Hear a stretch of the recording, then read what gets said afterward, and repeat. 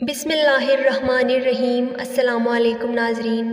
نورانی مخلوق فرشتے کون ہیں؟ اللہ تعالیٰ نے انہیں کیوں اور کس طرح بنایا؟ آج کی ویڈیو میں ہم آپ کو فرشتوں کے بارے میں بتائیں گے۔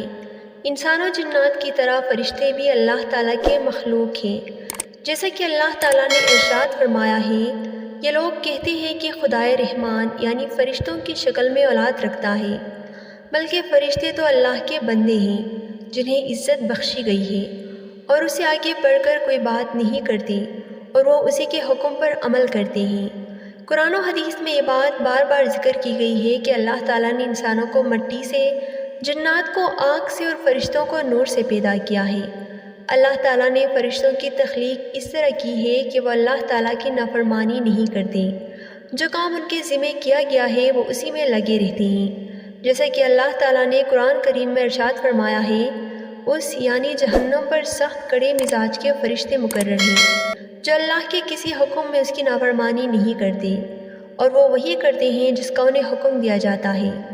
فرشتوں کو خالق کائنات نے ایسا بنایا ہے کہ وہ نہ کھاتے ہیں اور نہ پیتے ہیں، جیسا کہ اللہ تعالیٰ نے قرآن مجید میں حضرت ابراہیم علیہ السلام کے پاس آنے والے مہمانوں کا تذکرہ کیا ہے جو کھانا نہیں کھا رہے تھے، تو حضرت ابراہیم علیہ السلام کو ان پر شک و شبہ ہوا۔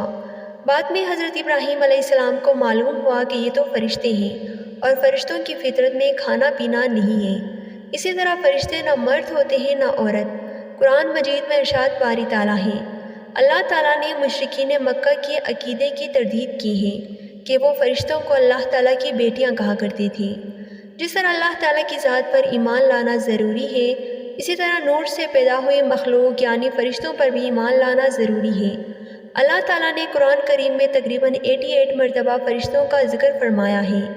احادیث نبویہ میں بھی فرشتوں کا بارہا ذکر آیا ہے۔ اللہ تعالیٰ نے سورہ بقرہ میں فرمایا، یہ سب یعنی رسول اور تمام مسلمان اللہ پر، اس کے فرشتوں پر، اس کی کتابوں پر اور اس کے رسولوں پر ایمان لائے ہیں۔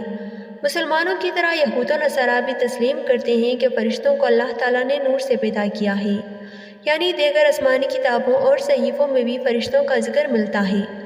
عقل کا تقاضا بھی یہی ہے کہ اللہ تعالیٰ جن کو ہم نے بنا دیکھے خالق کائنات تسلیم کیا ہے اور انس و جن جسے اچھے کام کرنے اور برے کام کرنے سے رکنے کا مکلف بنایا گیا ہے، کے درمیان اللہ تعالیٰ کی ایک معصوم مخلوق موجود ہو جو اللہ تعالیٰ کے پیغامات کو بندوں تک اور بندوں کے اعمال کو اللہ تعالیٰ تک پہنچانے اور جزا کے دن کے لیے پوری زندگی کے ایک ایک لمحے کے اعمال کو ریکارڈ کرنے اور دنیا کے نظام کو چلانے میں اللہ کے حکم کے مطابق اپنی ذمہ داریاں بحسن خوبی انجام دے۔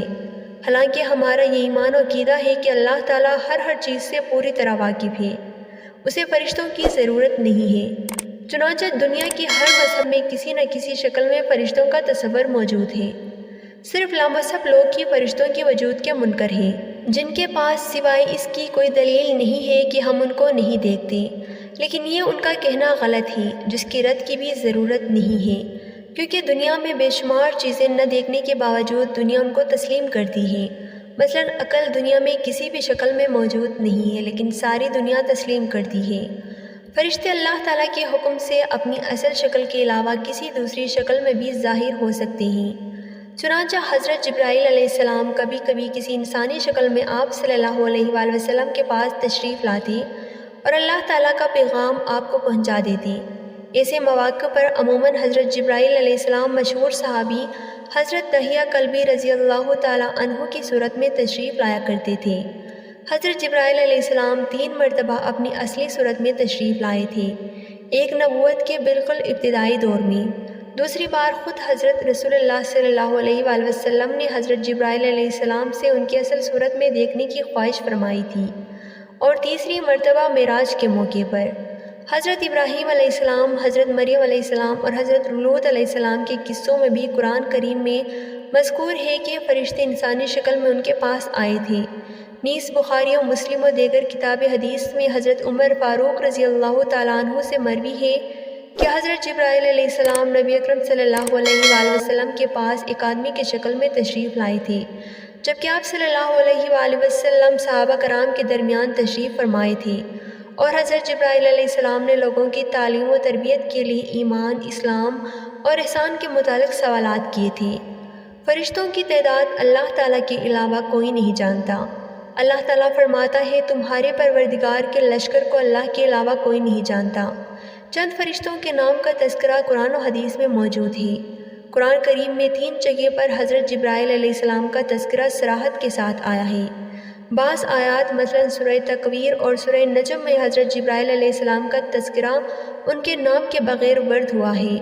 سورہ بقرہ آیات نمبر 98 میں حضرت جبرائیل علیہ السلام اور حضرت میکائیل علیہ السلام دونوں کا تذکرہ موجود ہے۔ حضرت اسرافیل علیہ السلام اور حضرت عزرائیل علیہ السلام کا ناموں کا تذکرہ تو قرآن کریم میں موجود نہیں ہے، لیکن ان کی ذمہ داریوں کو قرآن کریم میں بیان کیا گیا ہے۔ نیز احادیث اور تاریخی کتابوں میں کثرت سے ان دونوں فرشتوں کا ذکر موجود ہے۔ جہنم کے داروغہ حضرت ملک کا ذکر سورہ زخرف آیات نمبر 88 میں ہے، اور وہ دوزخ کے فرشتے سے پکار کر کہیں گے کہ اے مالک، تمہارا پروردگار ہمارا کام ہی تمام کر دے۔ وہ کہے گا کہ تمہیں اسی حال میں رہنا ہے۔ جنت کے خازن کا تذکرہ متعدد احادیث میں صحیحہ میں مذکورہ ہے۔ بعض احادیث میں ان کا نام رضوان بھی مذکور ہے۔ قبر میں سوال کرنے والے فرشتوں کو منکر نکیر کہا جاتا ہے۔ نبی اکرم صلی اللہ علیہ وآلہ وسلم نے ارشاد فرمایا، جب کسی میت کو قبر میں رکھ دیا جاتا ہے تو سیاہ رنگ کی نیلی آنکھوں والے فرشتے جنہیں منکر نکیر کہا جاتا ہے آتے ہیں اور اس سے پوچھتے ہیں۔ حضرت ہاروت اور حضرت ماروت علیہ السلام کا تذکرہ قرآن کریم میں موجود ہے، یعنی یہ بنی اسرائیل اس چیز کے پیچھے لگ گئی ہیں جو شہر بابل میں ہاروت اور ماروت نامی 2 فرشتوں پر نازل کی گئی تھی۔ فرشتوں کو اللہ تعالیٰ نے مختلف ذمہ داریاں دے رکھی ہے۔ حضرت جبرائیل علیہ السلام اللہ تعالیٰ کے احکام انبیاء کرام کے پاس لے کر آتے ہیں۔ اللہ تعالیٰ ارشاد فرماتا ہے، اللہ تعالیٰ فرشتوں میں سے بھی اپنا پیغام پہنچانے والا منتخب کرتا ہے اور انسانوں میں سے بھی۔ حضرت جبرائیل علیہ السلام کو تمام فرشتوں کا سردار بھی کہا جاتا ہے۔ حضرت میکائیل علیہ السلام بارش برسانے اور لوگوں کو روزی روٹی کے انتظام پر مامور ہیں۔ حضرت میکائیل علیہ السلام کی ماتحتی میں بے شمار فرشتے اس ذمہ داری کو انجام دیتے ہیں۔ حضرت اسرافیل علیہ السلام قیامت کے دن سونگ پھونکیں گے اور حضرت اسرائیل علیہ السلام روح قبض کرنے پر مامور ہیں۔ حضرت اسرائیل علیہ السلام کی ماتحتی میں بھی بے شمار فرشتے لوگوں کی جان نکالنے پر مامور ہیں۔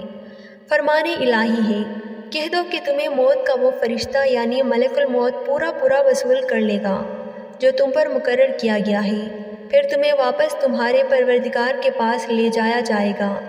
اسی طرح اللہ تعالیٰ نے جنت اور جہنم کی دربانی پر بھی بے شمار فرشتے متعین فرمائے ہیں۔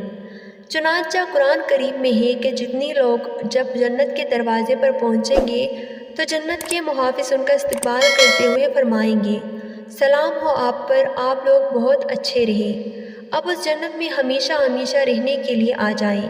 اسی طرح فرمان الہی ہے، یہ دوزخ کے کارندے کوئی اور نہیں فرشتے مقرر کیے ہیں۔ اللہ تعالیٰ نے انسانوں کی حفاظت پر بھی فرشتوں کو متعین کر رکھا ہے۔ اللہ تعالیٰ ارشاد فرماتا ہے، ہر شخص کے آگے اور پیچھے وہ نگران یعنی فرشتے مقرر ہیں جو اللہ تعالیٰ کے حکم سے باری باری اس کی حفاظت کرتے ہیں۔ صحیح بخاری کی حدیث میں ہے کہ فرشتوں کی ایک جماعت دن کے وقت انسانوں کی حفاظت پر مامور ہے اور دوسری جماعت رات کے وقت ان کی حفاظت کرتی ہے۔ ابو داؤد کی ایک روایت حضرت علی رضی اللہ تعالیٰ عنہ سے مروی ہے کہ یہ فرشتے مختلف حادثات سے انسانوں کی حفاظت کرتے ہیں، البتہ جب اللہ تعالیٰ کا حکم ہی یہ ہو کہ کسی شخص کو کسی تکلیف میں مبتلا کیا جائے تو یہ فرشتے وہاں سے ہٹ جاتے ہیں۔ بعض فرشتے انسان کے اچھے اور برے اعمال لکھتے رہتے ہیں جن کو کرامن کاتبین کہتے ہیں۔ ان فرشتوں کے متعلق اللہ تعالیٰ ارشاد فرماتا ہے، حالانکہ تم پر کچھ نگران فرشتے مقرر ہیں جو معزز لکھنے والے، جو تمہارے سارے کاموں کو جانتے ہیں۔ نیز فرمان الہی ہے، اس وقت بھی جب اعمال کو لکھنے والے 2 فرشتے لکھ رہے ہوتے ہیں، ایک دائیں جانب اور دوسرا بائیں جانب بیٹھا ہوتا ہے، انسان کوئی لفظ زبان سے نکال نہیں پاتا مگر اس پر ایک نگران متعین ہوتا ہے، ہر وقت لکھنے کے لیے تیار۔ کچھ فرشتے عرش الہی کو اٹھائے ہوئے ہیں۔ اللہ تعالیٰ ارشاد فرماتا ہے، وہ فرشتے جو عرش کو اٹھائے ہوئے ہیں اور جو اس کے گرد موجود ہیں، وہ سب اپنے پروردگار کی حمد کے ساتھ اس کی تسبیح کرتے رہتے ہیں۔ اسی طرح فرمان الہی ہے، فرشتے اس کے کنارے پر ہوں گے، اور تمہارے پروردگار کے عرش کو اس دن 8 فرشتے اپنے اوپر اٹھائے ہوئے ہوں گے۔ کچھ فرشتے دنیا میں گھومتے رہتے ہیں، اور جہاں اللہ تعالیٰ کا ذکر ہوتا ہے، وعظ و نصیحت ہوتی ہے، قرآن کریم یا دینی علوم پڑھے یا پڑھائے جاتے ہیں، ایسے مجلسوں میں وہ حاضر ہوتے ہیں تاکہ جتنے لوگ اس مجلس میں اور اس نیک کام میں شریک ہیں ان کی شرکت کی اللہ تعالیٰ کے سامنے گواہی دیں۔ دنیا میں جو فرشتے کام کرتے ہیں ان کی صبح و شام میں تبدیلی بھی ہوتی ہے۔ نماز فجر کے وقت رات والے فرشتے آسمانوں پر چلے جاتے ہیں اور دن میں کام کرنے والے آ جاتے ہیں، اور عصر کی نماز کے بعد دن والے فرشتے چلے جاتے ہیں اور رات میں کام کرنے والے فرشتے آ جاتے ہیں۔ فرشتوں کی ایک جماعت ہمیشہ اللہ تعالیٰ کی تسبیح و تقدیس میں بھی مشغول رہتی ہے۔ جس طرح دنیا میں بیت اللہ کا طواف کیا جاتا ہے، اسی طرح آسمانوں پر اللہ کا گھر ہے جس کو بیت المعمور کہا جاتا ہے، اس کا فرشتوں کی ایک جماعت پر ہر وقت طواف کرتی رہتی ہے۔ کتاب حدیث میں یہ باتیں وضاحت سے موجود ہیں۔